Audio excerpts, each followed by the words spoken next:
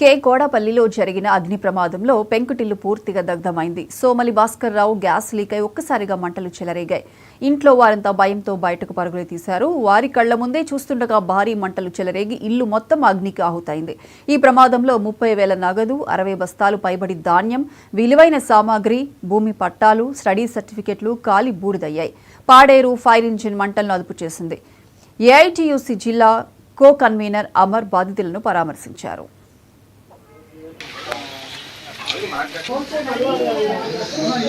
నేను సోమలి భాస్కర్ రావు. మాకు నిన్న జరిగిన గ్యాస్ లీకేజ్ వల్ల మా ఇంటి మొత్తం దగ్ధమైంది. అలాగే మేము ఇప్పుడు మా కుటుంబీకులు మొత్తం ఏ నిలువ నీడ లేకుండా బయటను పడ్డ అవసరం వచ్చింది. కాబట్టి తమ అధికారులు కానీ నెక్స్ట్ ఈ అధికారులు అందరూ వచ్చి మాకు తగు న్యాయం చేస్తారని, అలాగే మాకు నిలువ నీడ లేకుండా ఇల్లు కూడా లేకుండా పోయింది. కాబట్టి తక్షణమే మాకు ఇల్లు మంజూరు చేస్తారనేసి ప్రభుత్వం వారిని కోరడమైనది.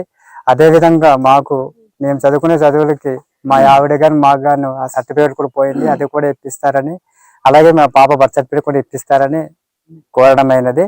నేను సూరబాబు, ఎక్స్-ఎంపీటీసీ కేకోడపల్లి పంచాయతీలో నిన్న 2:30 సమయంలో గ్యాస్ లీక్ అయిన సందర్భంగా ఇక్కడ 2 కుటుంబాలు మొత్తం ఆయిల్ ధ్వంసం అయిపోవడం జరిగింది. ఆ 2 కుటుంబాలకి ప్రభుత్వం వెంటనే స్పందించి ఈ 2 కుటుంబాలకు కూడా హౌసింగ్ మంజూరు చేయవలసిందిగా ప్రభుత్వాన్ని కోరుతున్నాము. ముఖ్యంగా వీరు తినడానికి తిండి కానీ ఎటువంటి ఆధారం లేకుండా పోయింది, కట్టుకున్న బట్టలతో సహా పోయింది. కాబట్టి నా పేరు అమర్, ఏఐటీసీ జిల్లా కో-కన్వీనర్గా బాధ్యతలు ఉన్నా. నిన్న జీమాడుగుల మండలంలో కేకోడపల్లి గ్రామంలో గ్యాస్ లీకేజ్ అయ్యి ఒక 2 ఇల్లులు పూర్తిగా దగ్ధం అవడం జరిగింది. పూర్తిగా ఇంట్లో ఉన్నటువంటి సామాగ్రి, అలానే 60 నుంచి 70 బస్తాల ధాన్యం, సంవత్సరానికి సరిపోయేటటువంటి ధాన్యం, అలానే ఇంట్లో ఉన్న నిత్యావసర వస్తువులు, విలువైన సామాగ్రి, దాంతో పాటుగా భార్గవ్ అని తను చదువుకున్న స్టడీ సర్టిఫికెట్లు కానీ, అలానే తన మిసెస్ చదువుకున్నటువంటి డైట్ సర్టిఫికెట్లు పూర్తిగా, అలానే వీళ్ళకున్న భూమి పట్టాలు కూడా పూర్తిగా దగ్ధం అయిపోయినటువంటి పరిస్థితి జరిగింది. సో ఈ రోజు నికర నీడ లేనటువంటి పరిస్థితికి ఈ 2 కుటుంబాలు ఈ రోజు ఉన్నాయి.